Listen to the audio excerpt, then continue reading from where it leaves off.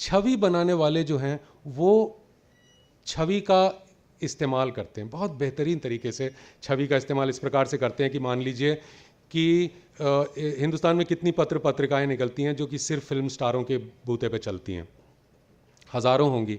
उन हज़ारों को आपने फ़ोटो स्टार्व कर दिया, उसमें आपको फिल्म स्टार की फ़ोटो मिल ही नहीं रही।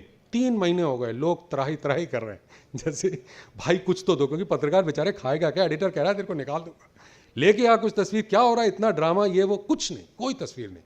उसके बाद इंप्रेशन मैनेजर्स ने धीरे धीरे कुछ तस्वीरें रिलीज़ करनी शुरू की, फिल्म स्टार अनाथ आश्रम में बच्चों के साथ। मेरी माता जी जो कि मतलब वो अखबार पढ़ती हैं जो मुझे खास पसंद नहीं है, मैं नाम नहीं लूँगा, और लेकिन आता है क्योंकि इसमें पंचांग बहुत अच्छा निकलता है, ठीक है, मतलब उनका डेमोक्रेटिक वो है, वो पढ़ती हैं, मैं दूसरा अखबार पढ़ता हूँ।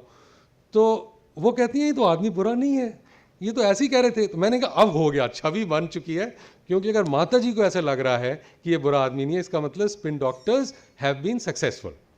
ओके, तो क्या हुआ कि रियलिटी से ज़्यादा छवि, तो इसमें हम लोग अंग्रेजी में इस्तेमाल करते हैं reality can be digitally enhanced. Okay, उसको आप उसमें थोड़े से 4 चांद लगा सकते हैं, रियलिटी को बढ़ा सकते हैं। दूसरा उसका opposite, reality can be digitally distorted. अगर आपको अपने दुश्मनों की छवि खराब करनी है तो आप थोड़ी सी वैसी छवि ला सकते हैं। तो इसका लुबे लुभाव मोटे तौर पे ये है कि जिस समाज में हम ये रह रहे हैं वो समाज माध्यमीकृत समाज है, और इस मीडियाटाइज्ड सोसाइटी, और जो वेस्टर्न दुनिया के देश हैं वहाँ पे अगर मीडियाटाइजेशन 90% है, 90% से ऊपर है, तो हमारे यहाँ मीडियाटाइजेशन 60% है, क्योंकि बहुत लोगों के पास टीवी नहीं है। बहुत लोग समझते हैं कि ये झूठ बोल रहे हैं, बहुत लोग समझते हैं कि मैं दलित हूँ, ये मीडिया जो है वो मेरे विश्वास के लायक नहीं है। कभी मैं सोचता हूँ मैं अल्पसंख्यक हूँ, जो मीडिया मेरे विश्वास के लायक नहीं है। कभी मुझे लगता है मीडिया इज़ एंटी यादव, कभी मुझे लगता है media is anti upper caste. तो बहुत सारे लोगों के तरह तरह के वो हैं, प्रेजुडिसेस भी हैं और तरह तरह की पृष्ठभूमियाँ हैं, तो लोग उस नज़र से मीडिया को देखते हैं। तो हमारे यहाँ मीडियाटाइजेशन या मीडिएटेड सोसाइटीज़ जो हैं अभी कुछ भी प्रतिशत रख लीजिए, वेस्ट से बहुत कम है, लेकिन हम लोग वहाँ पहुँच रहे हैं बहुत धीरे धीरे, क्योंकि हमने सच्चाई के पास जाना बंद कर दिया है, अब सच्चाई हमारे पास आती है। पर तो ये एक अजीब तरह का जो ये नया जिसको हम लोग कहते हैं कि प्लेटफॉर्म एग्नोस्टिक जर्नलिज्म है, उसके साथ साथ अगर आप बैलेंस शीट्स देखें, फिक्की और केपीएमजी मिल के एक बैलेंस शीट निकालते हैं हर साल। आप कभी बस 2 शब्द टाइप करें गूगल में, कभी आप जैसे किसी अपने प्रोजेक्ट पे काम कर रहे हैं या कोई थीसिस लिख रहे हैं, कुछ कर रहे हैं, अपना डेजर्टेशन लिख रहे हैं, तो आप एक छोटा सा टाइप कीजिए FICCI KPMG media report. Okay, FICCI KPMG की हर साल की मीडिया रिपोर्ट निकलती है, उसमें वो बता देंगे आपको कि किस कंपनी का कितना फ़ायदा है। तो मीडिया का जो कंबाइंड फ़ायदा है वो करीब 15% 16% चल रहा था पिछले 5 साल में, जबकि सारी इंडस्ट्री का हाल बर्बाद था।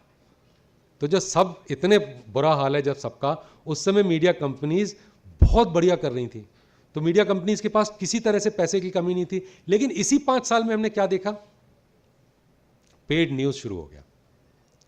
और पेड न्यूज़ कौन कर रहे थे? पेड न्यूज़ के साथ आपने एक और शब्द सुना होगा, प्राइवेट ट्रीटीज़। आप लोगों ने, कितने लोगों ने सुना था वर्ड प्राइवेट ट्रीटीज़? हाँ, प्राइवेट ट्रीटीज़ में यह है कि एक कंपनी अगर अपना आईपीओ निकाल रही है, स्टॉक मार्केट में जा रही है लिस्टिंग कराने के लिए, तो वो कंपनी चाहेगी कि आप अपनी गाड़ी कमाई का पैसा, अपनी पेंशन का मनी हमारी कंपनी में लगाएं। तो मैं अपने अखबार से क्या उम्मीद रखता हूं कि वो मुझे बताए कि अरे इस कंपनी की तो बड़ी धांधली है, इस कंपनी ने तो बड़ा नुकसान किया हुआ है। तो अगर वो कंपनी चाहे तो मीडिया कंपनी के साथ में एक करार कर सकती है जिसका नाम होगा प्राइवेट ट्रीटी, और उस प्राइवेट ट्रीटी के तहत वो आपको अच्छा सुंदर प्रेजेंटेशन देंगे। आपके बारे में जब भी लिखा जाएगा भला लिखा जाएगा। आपके नाम को कभी ऐसा नहीं होगा कि मरी हुई गैया के साथ में आपकी बैलेंस शीट छाप दी, वो किसी और का करेंगे, आपको अच्छी अच्छी चीज़ों के साथ एसोसिएट करेंगे। तो वो प्राइवेट ट्रीटीज शुरू हो गई। किसने शुरू की? देश के सबसे बड़े और सबसे प्रॉफिटेबल अखबार ने शुरू की। इसी तो हम ये क्या देख रहे हैं कि जो प्लेटफॉर्म एग्नोस्टिक जर्नलिज्म कर रहे हैं, जो लोग ज़्यादा प्लेटफॉर्म्स का इस्तेमाल कर रहे हैं, कम मैन पावर का इस्तेमाल कर रहे हैं, अपनी बॉटम लाइन ज़बरदस्त बढ़ा रहे हैं, उनके पूरे प्रॉफिट्स आप देखना चाहें तो फिक्की KPMG में आपको मिल जाएंगे और दूसरे स्थान पे मिल जाएंगे। परंजय गुहा ठाकुरता ने इसके ऊपर काफ़ी लिखा है, तो वो उसमें बेनेट कोलमैन के बारे में भी उन्होंने बताया कितना फ़ायदा उन्होंने कमाया, तो और दूसरी कंपनियों के बारे में भी आपको मिल जाएंगे उनके वो। तो इतना आप कमा रहे हैं और उसके बाद भी आपको जो न्यूज़ कॉलम है उसको बेचने की आवश्यकता पड़ रही है।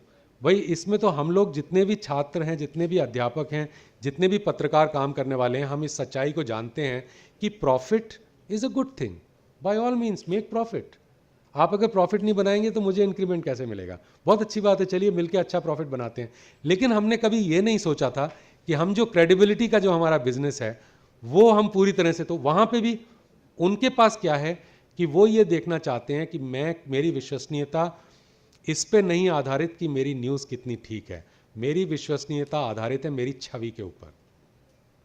और मेरी छवि, मेरी जो इमेज है, जो प्रॉफिट मेकिंग कैपेसिटी है, वो निर्भर करती है मेरी ब्रांड वैल्यू के ऊपर।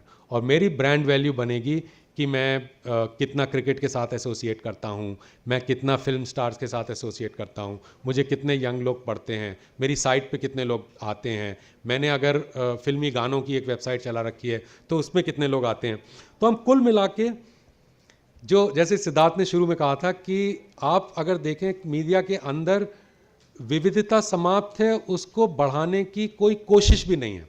कोई कोशिश भी नहीं कर रहा कि हम यहाँ पे ज़्यादा कमज़ोर वर्ग के लोग आएँ, यहाँ पे ज़्यादा दलित आएँ, यहाँ पे ज़्यादा महिलाएं आएँ, ज़्यादा अल्पसंख्यक आएँ, कोई कोशिश तक नहीं है। जबकि बहुत सारे ऐसे कंट्रीज़ हैं जहाँ पे कि कोशिश तो कम से कम हो रही है कि आप मीडिया डाइवर्सिटी प्रोग्राम्स होते हैं।